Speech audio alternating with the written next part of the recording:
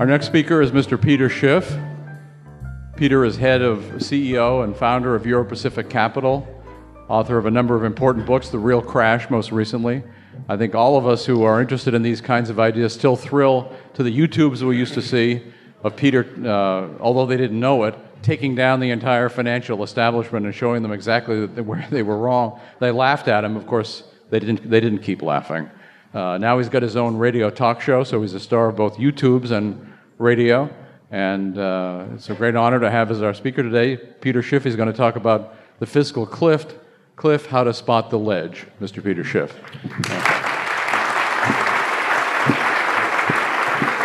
You know, I think we just went over it.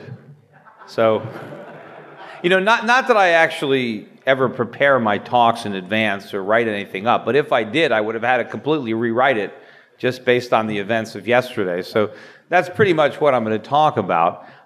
You know, what happened yesterday, and more importantly, what's going to happen tomorrow as a result of what happened yesterday. And of course, you know, if you listen to the media reports of what Ben Bernanke did, it's a bold new plan. I mean, there's nothing bold about it, and there's nothing new about it. I mean, we've had this plan before. We've seen it fail time after time after time, but politicians always resort to it because ultimately the decision to destroy your currency is a political one. Ben Bernanke knows that if he does the right thing, we're going to have a horrific recession. After all, that's what we need to correct the imbalances that have been built up in the U.S. economy as a result of the exact same policy that he is now upping the ante on. You know, when they first announced QE2, I was out there on television arguing that, well, that means we're going to get QE3.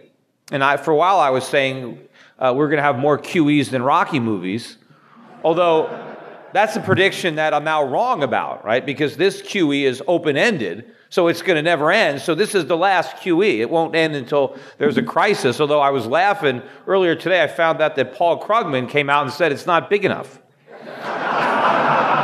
It's open-ended. I mean, what does he want? QE for eternity? Maybe beyond the grave? Ben Bernanke promises to keep interest rates at zero?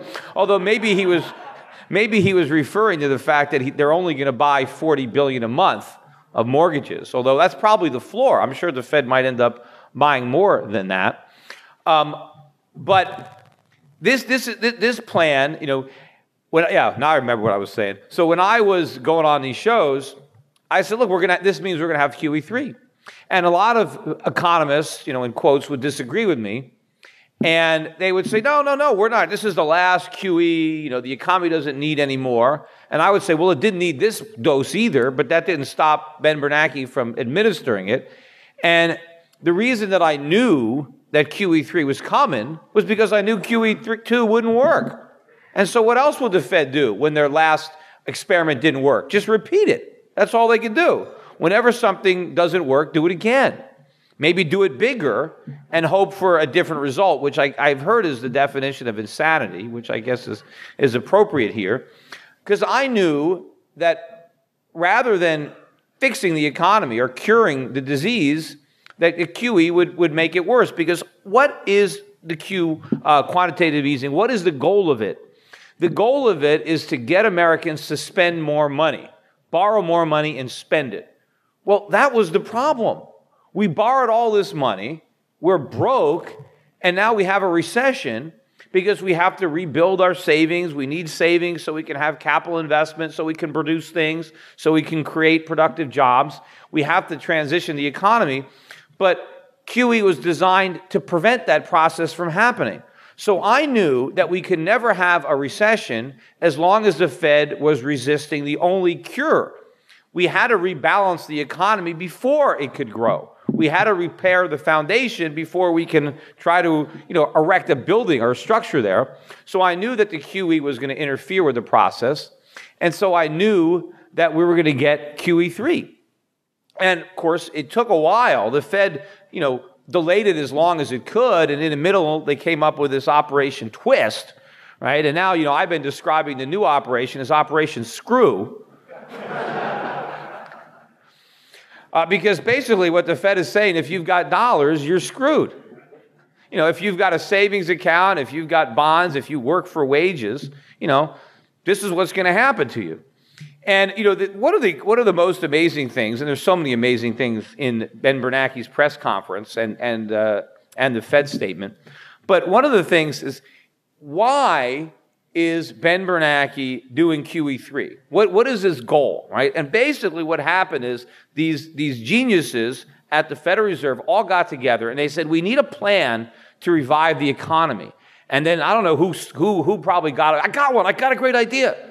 All right, what is it? Here's the idea. We're going to print up a bunch of money and we're going to lend it out to Americans at ultra low interest rates so that they can buy houses and that we can build more houses. And then if we buy houses, prices will go up and people will feel rich and they'll be able to extract the equity and spend it on consumer goods. And then as real estate prices go up, investors are going to want to buy. Speculators are going to want to buy because they're going to want to get rich on real estate. And then rising real estate prices, there's going to create all kinds of consumer demand. And we're going to be able to spend lots of money and we're going to have a recovery. That was their plan. Didn't anyone say, wait a minute, we just did that? That was our last plan. Doesn't anyone remember the housing bubble and the financial crisis of 2008? They deliberately want to reflate a housing bubble, which I thought, number one, is interesting because it's kind of an admission that they're to blame for the last one. Because they basically said we want to use artificially low interest rates to stimulate housing, to make housing prices go up, to make people feel richer so they'll spend money they don't have. That's what happened the last time. I mean, did they not even remember? Did they really want to do it all over again?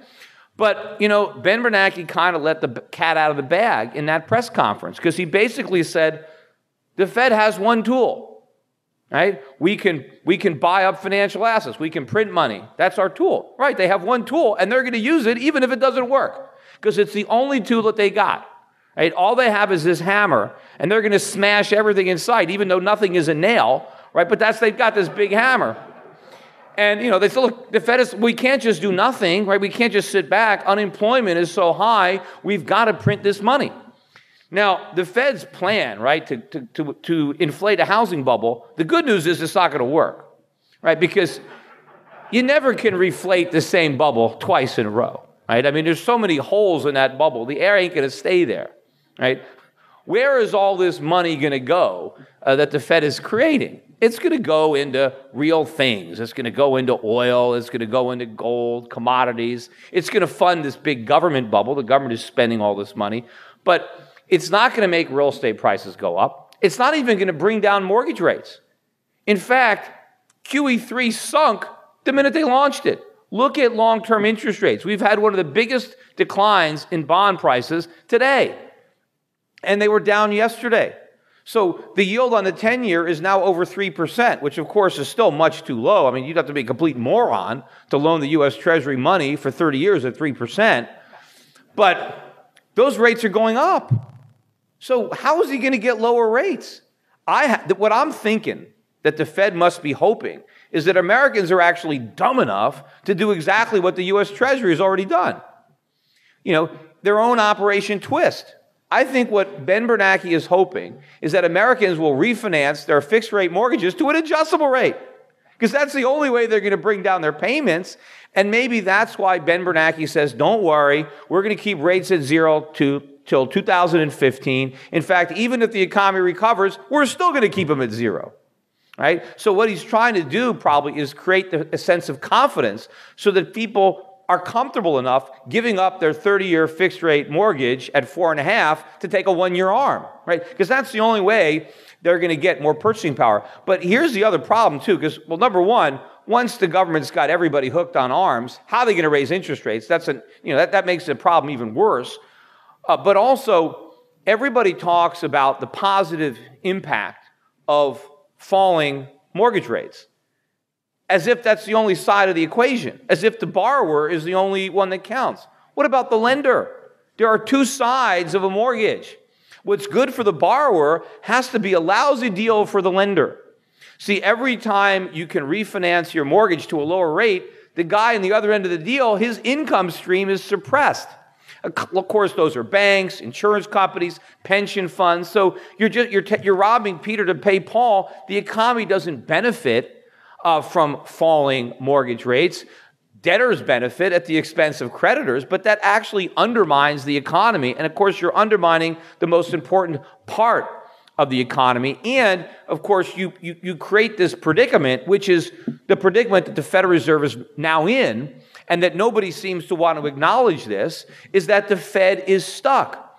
Why doesn't the Fed raise interest rates? Because they can't. Now, they should, but they can't because of the immediate economic implosion that would result from an increase in interest rates. Because we can't afford to pay. The U.S. government has a $16 trillion debt. I mean, that's the tip of the iceberg, but that's the funded debt. We have it financed with Treasury bills. A third of it probably matures in the next year. That's $6 trillion. I mean, obviously, we can't come up with the money. And our plan is that we won't have to, because when the bonds mature, we're just going to borrow the money, probably from the same people who loaned it to us, right? It's the Bernie Madoff plan. That's what we got. And of course, it's not going to work out any better than his plan.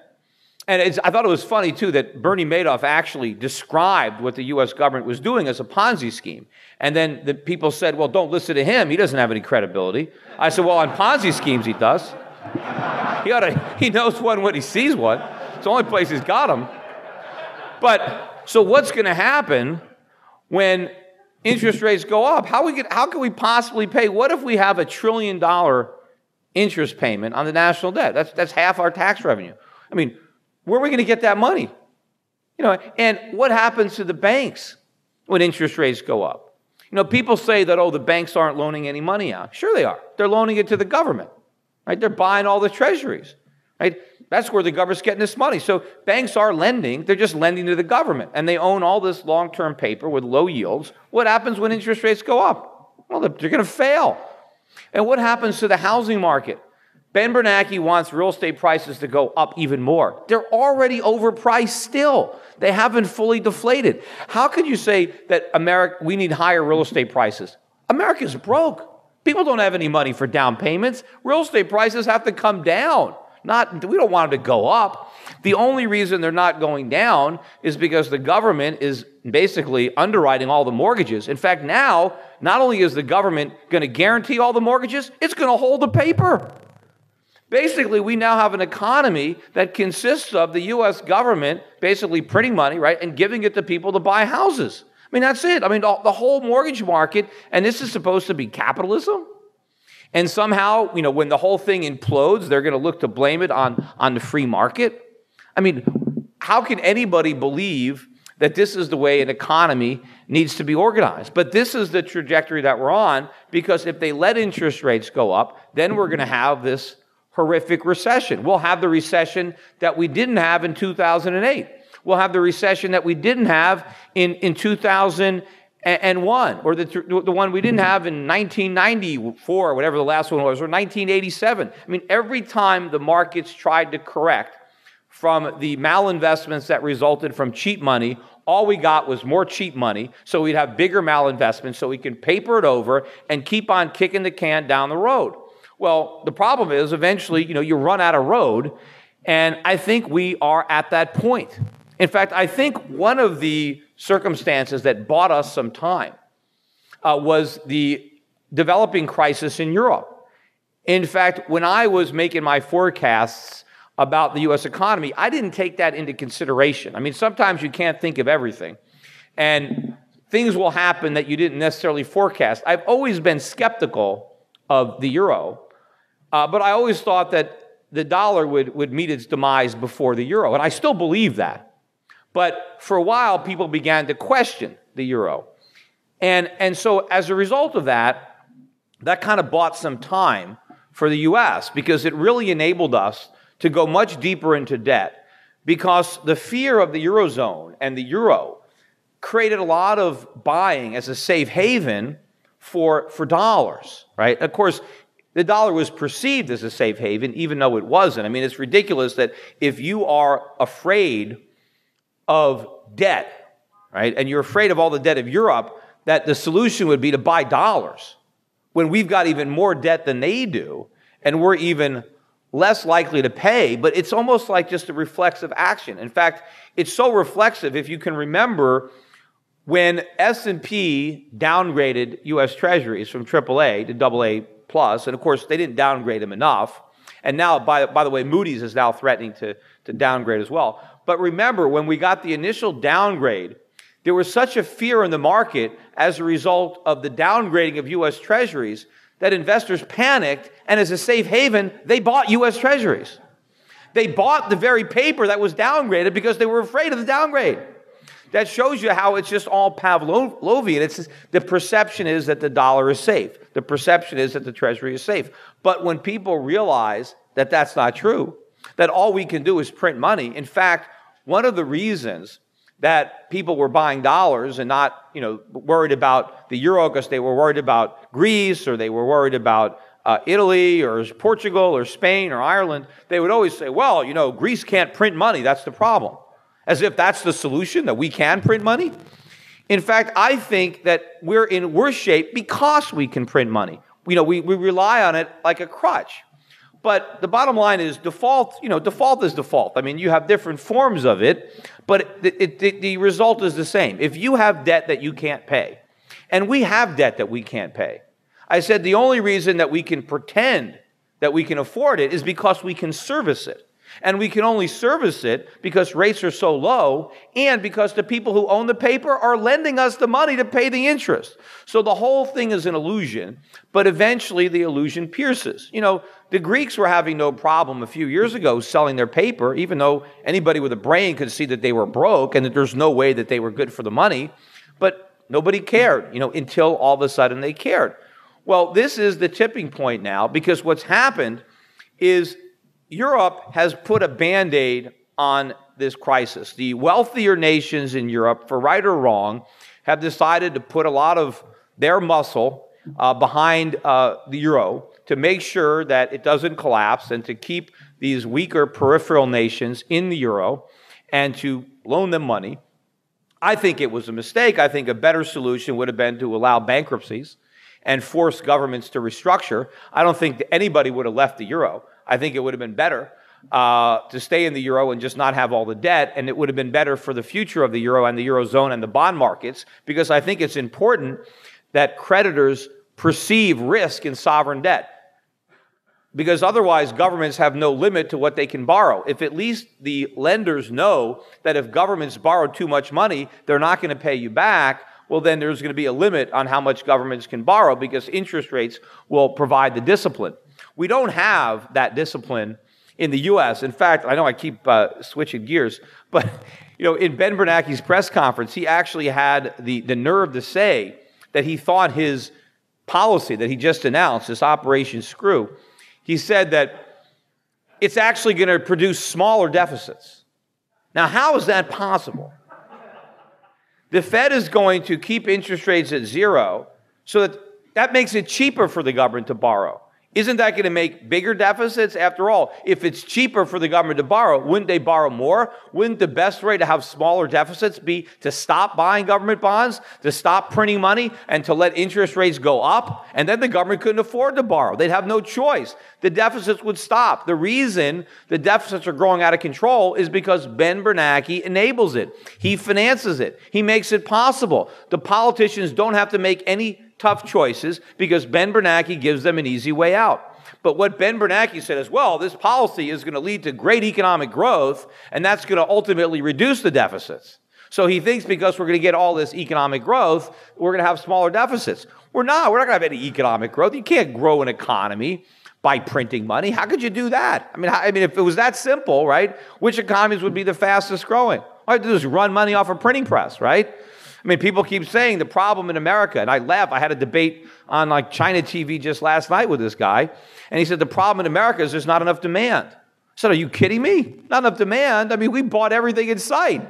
We're broke because of all this demand. I mean, demand is infinite. We buy too much. It's not a shortage of demand. It's a shortage of supply. We're not producing stuff. We need more production. We don't need more spending. I mean, we spent ourselves into bankruptcy. But what I was talking about before I digressed into all these tangents was, now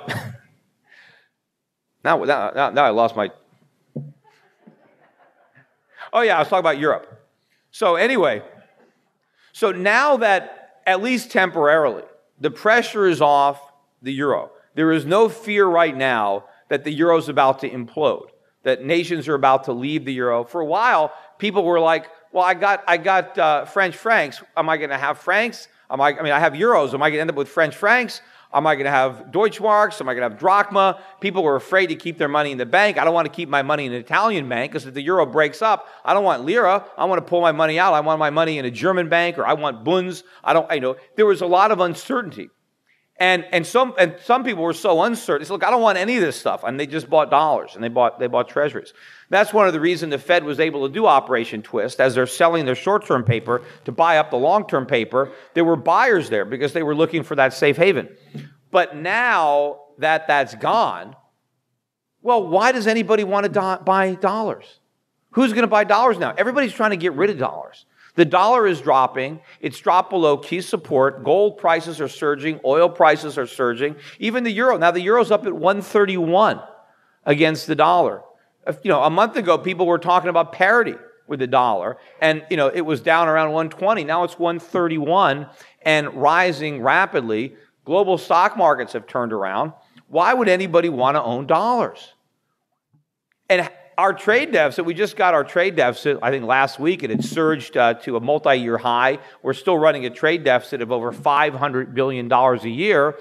I guess that was possible when people wanted to hold those dollars because they thought there was some kind of safe haven there. But now that they don't need the dollars as a safe haven, what do they need them for? What are they going to buy with them? Are they really going to buy treasuries at such low yields? I mean, for a while, they didn't care about the return. They just wanted to buy something that they thought was safe. All they cared about was getting their money back. They didn't care that they got no yield. But now there's no reason. And if you look at our open-ended commitment to print money, people know, look, how could you hold on to the dollar? So we're going to see this big drop now in the dollar. And I've been looking for this for a while. And again, something always happens, to postpone it. And, I don't know. I mean, sometimes you never know what you don't know. Could something happen? I mean, is it possible that aliens from another planet could somehow descend on Earth and Ben Bernanke will convince them to buy our bonds? I don't know. It's not that likely. But, you never, something can happen to add to the chain letter or the Ponzi scheme. But I don't know. I think we've reached the end of our line, right? The Fed is all in on this policy. There's nothing left. Interest rates are at zero, right? They're printing money to try to reflate this housing bubble. I know it won't work. Prices are already rising. So what I think is going to happen is now you're going to start to see the weakness of the dollar. That's going to immediately translate into higher prices for commodities, for food, for energy. And so it's the exact opposite. Ben Bernanke believed that his policy would give Americans purchasing power by reducing their mortgage payments or by creating new home equity for them to tap into, that the wealth effect was going to make Americans more likely to spend. I think the effect of his policy is going to be to drain purchasing power from Americans because it's going to cause the cost of living to rise. And if Americans are spending more money on food, they're spending more money on gasoline, they're having to spend more money on insurance. After all, insurance companies have to really raise their rates because they're not getting a return on their portfolios and bonds. And of course, all the costs of raw materials. If your house burns down, if you got to, rebuild it, it's going to be very expensive because of the cost of the raw materials. So insurance rates are going to be going up. Healthcare costs are going up. Education costs. I mean, all these prices are rising, and so the consumer is going to have less discretionary income, not more. In addition, I think that the higher inflation and the preservation of these imbalances is going to lead to greater levels of unemployment, more people leaving the labor force. You see, we have to create certain types of jobs. We have to create jobs in the productive part of our economy, and this monetary policy is making that less likely. And we're still losing the jobs in the service sector, but we're not going to gain the jobs in the other sectors until the government changes monetary policy. So I know that we can't restructure. And in fact, any of the jobs that we are gaining, I mean, the last jobs numbers we had that precipitated this announcement or gave the Fed the excuse to do what it was going to do anyway. We created 90,000 jobs, but we lost 10,000 manufacturing jobs. So we created some consumers, but we destroyed producers. The people that got those service sector jobs, they're just going to spend their money on imports. They're going to run up the trade deficit. They're going to widen the economic imbalances. And of course, I think 4 times as many Americans actually threw in the towel and left the labor force as found jobs. So now all these people are now living off the welfare state. They're collecting, disability payments from Social Security, which is really, unemployment in disguise. And they're also no longer paying into the system. So I think we're close to this end game. So as the dollar goes down and prices start to rise, eventually it's going to show up in the CPI. And of course, by the time it does, the consumer is feeling the pain at the gas station, at the supermarket, much more than what you would get from the CPI. But then again, the party's over. The Fed can only maintain these 0% interest rates so long as it can claim there's no inflation. Now, how it can claim it now is beyond me, but at some point it will be impossible for Ben Bernanke to stand up there in front of an audience and say there's no inflation. And then what is he going to do? What is he going to do about the inflation? Now, I think initially he might try to say, well, a little inflation is a good thing because at least it means that we dodged a bullet on deflation. And that might work, to a point. In fact, initially I believe that as interest rates rise, they're going to say, well, it's a good thing that they're rising because it shows confidence that we're going to have a recovery. Even though the recovery was based on interest rates going down, they're not going to bother to think about that. But they'll just look at interest rates going up as a positive sign. They might even look at the weak dollar as a positive sign. Yeah, it's going to help our exports. As if a weakening dollar has ever helped our exports. I mean, we have record trade deficits. But, eventually, they'll say it's a good thing. But then pretty soon, it's too much of a good thing. And when it goes from a dollar decline to a dollar crisis, when does the bond market go from a decline to a crisis? I think it happens very quickly. I think all of a sudden we wake up one morning and the dollar's down by 10% overnight or 15%. It's a huge move. I mean, maybe it's going like this, it's going down like this, and then all of a sudden it just falls off a cliff because it has to happen. Eventually, people have to throw in the towel. What about all the central banks around the world that are trying to peg their currencies to the dollar?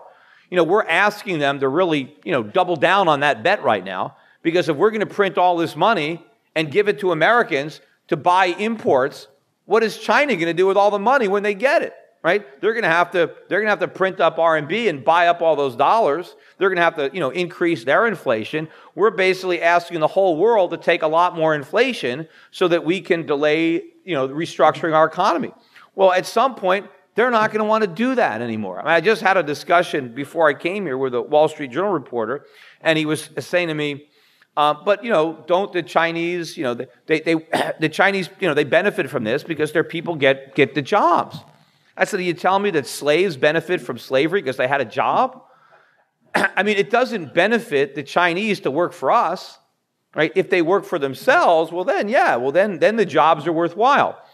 Because you don't want jobs, right? We no one wants to work. You want the things that you can buy with your paycheck. If you can get the paycheck without working, most people would go for it. In fact, that's why people want to retire, right? That's when you stop working. That's a goal that we have. We work so that we can stop working one day.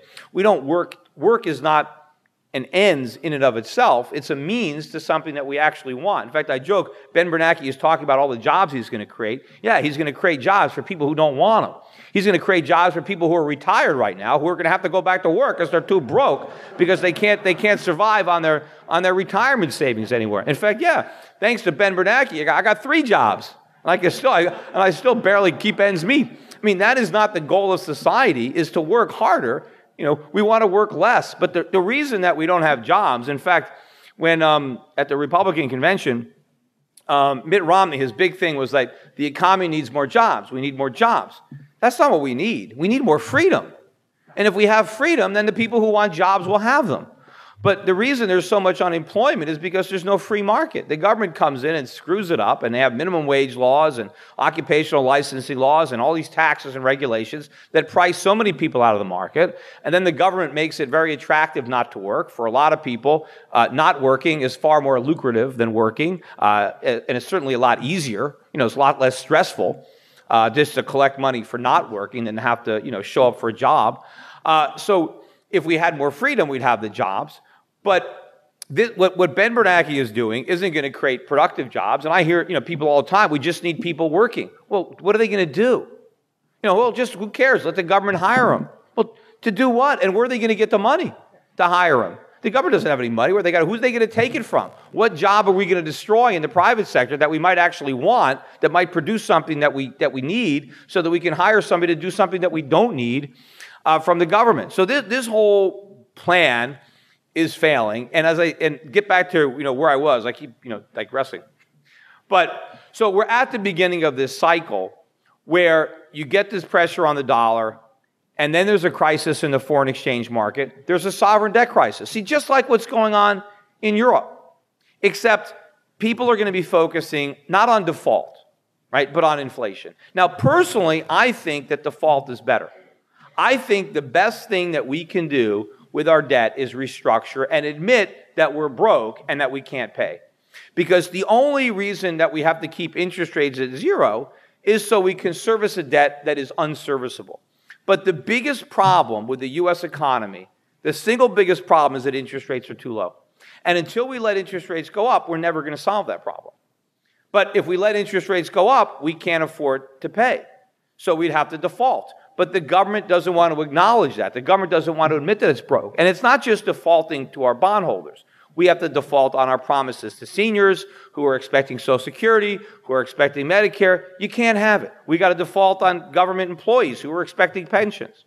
Now, I don't say we give people nothing. Some people maybe we give nothing if we can means test some of these programs. But we have to reduce the benefits, not just to people way in the future, but to people right now. People who are currently getting checks have to be told, I'm sorry, you can't get that check. You're going to get a smaller check because the country is broke. But in order to avoid that, we keep interest rates down at zero. But by keeping them at zero, all we do is perpetuate all the problems of the economy. If we need more savings, how are we going to get that if savings are being destroyed? If your interest rate is negative, who's going to be dumb enough to save money? And of course, all we're trying to do is encourage more people to borrow, when if we let interest rates go up, the market would encourage people to save, and it would punish people from borrowing, and we could rebalance this economy. But when we have our crisis, I don't believe that we have the integrity to default. Right? I don't think politicians are honest enough to do that. So what it's going to be is inflation, and that is going to be the basis of our currency crisis or our sovereign debt crisis. It's not that the U.S. government isn't going to pay its bills. That's not the problem. The problem is, what is the money going to be worth when you get it? Right? And if the dollar loses 50% of its value, that's the same thing as getting 50 cents on the dollar. Even if you get 100 cents on the dollar, if it spends like 50 cents because prices have gone up, if prices have doubled, well, then it's the same thing. You've lost half your money. But the problem is, it might not just be a 50% depreciation. It could be an 80% depreciation. It could be a 90% depreciation. Do you remember what happened in the 1970s? I think some of the people here are old enough to remember the 70s. But when we first went off the gold standard in 1971, between 1971 and maybe 1979, the dollar lost 2/3 of its value within that decade. 2/3. The Swiss franc was at 23 cents. And it was at 75 cents at the end. The Japanese yen used to get 360 to the dollar, and then it was like 150. Now it's, not even 80. But that was a big depreciation in a short period of time. But the U.S. economy is in so much worse shape now than it was back then that the dollar's decline can be much bigger. Because even though the dollar declined substantially when we went off the gold standard, the dollar stayed as the world's reserve currency. They marked it down. They said, okay, a dollar backed by nothing is not worth as much as a dollar backed by something, but the world kept it as the reserve. The next currency crisis, they're going to throw it out. it can't be the reserve currency. The reserve currency can't be one of the weakest currencies on the planet. I mean, that's like, it's like you want to cheat on your exam, but you cheat off the stupidest person in the class. I mean, what kind of plan? So, if you're going to have a reserve currency, it's got to be stronger than the other currencies. It's got to have more integrity. People have to have more confidence in it. So when the dollar loses its role as the reserve currency, then that's it. I mean, the party's over. I mean, our economy, our phony economy, is based on the ability of Americans to print money and then spend it on things that everybody else makes. And everybody else is willing to take our paper for their stuff, even though the stuff is inherently valuable and useful, and the paper is, the stock that it's written on is probably not even soft enough to have a legitimate use, but people hold on to it anyway because there's some perception of value there. Even though when they had gold, they had something real, they had something with intrinsic value. They're holding on to dollars instead of gold, but eventually they're going to wake up and realize, what they got, especially if it keeps going down every day, and then it's going to precipitate a crisis, a currency crisis. The bond market starts to implode, the currencies market starts to implode, and that's when we have to make the real choice. That's when the Federal Reserve is going to have to come out and acknowledge all the mistakes that it's made. It's going to have to do the exact opposite, right, of what it's done. It's going to have to jack up interest rates. It's going to have to sell the bonds and the mortgages that it purchased. I mean, at what price? God knows. When the Fed becomes a seller of mortgages, who's going to want to buy them and at what price? The losses are going to be horrific to the Fed, to the financial system. We're going to have an economic collapse that is much worse than what we had in '08. And certainly much worse than the crisis we would have had the government done the right thing back then and let the banks fail back then. Not done TARP, not done all the QEs. Yes, if the Federal Reserve and the government had not done the bailouts and done the stimulus, we would have had a deeper contraction back then. But it would have been constructive pain because it would have been the pain associated with healing and rebalancing the economy so that we can have real economic growth and prosperity in the future. Instead, we got none of that. We got pain for the sake of pain. And it's going to be even more excruciating now because we took all the problems that underlie the economy and made them bigger. And so now the pain associated with fixing the problem is that much worse because the problem is that much bigger. But we're going to have to do the right thing eventually. I'm hopeful that we do the right thing. If we push it to the logical conclusion, well then that's it. Well then it's hyperinflation. It's like Weimar Republic, it's Zimbabwe. The dollar will be completely worthless. And that is probably the worst crisis of all. And my greatest fear, and I know I got to stop talking because I'm over my half hour, is what is the government going to do when all this happens? They've been very successful in blaming the problems on capitalism. Blaming it on greedy speculators, saying, the reason that we had a financial crisis is we just didn't have enough regulation. We had too much freedom, too much greed. We need more government. I mean, this might convince those people. There are a lot of socialists in Washington, some of them in Pennsylvania Avenue, and they're sure that capitalism doesn't work. They're just looking for a way to prove it, right? I mean, they feel a lot more comfortable with the ideas of Karl Marx than Adam Smith. And this is going to be the opportunity. I told you so. You see, I knew capitalism wouldn't work. Look at this disaster. And it creates an environment in which government can seize a tremendous control of the economy. And we would lose whatever individual liberties we remain. I'm hopeful that that is not going to be the case, that we will understand the disaster is a result of central planning, central banking, of government. And if we're going to recover from this disaster, we're going to have to learn from those mistakes finally and dismantle much of this government. Realize we are in a big hole. But the good thing is capitalism is a very viable system. It works. I mean, I've seen it, it's working in communist China, so it ought to work here. We give it a try. And of course, it worked better in 19th century America than it's, because we had a more capitalism than they do in China. But the problem is China's got more capitalism than we do now, which is a very sad situation. But if we can dismantle all this government and reinstitute freedom, we have a lot more technology now. We have, a lot has been invented in the last 100 and 150 years. And so the job of rebuilding the economy should be that much easier if the government would simply get out of the way. And yes, we would be a much wealthier economy had the government never got involved in the first place. But, we can't rewrite history, but we can write the future because that isn't written yet. And hopefully maybe some of the people in this room who understand economics probably as well as I could give this speech if they had the time. But we have to help educate people in America to really understand why this happened.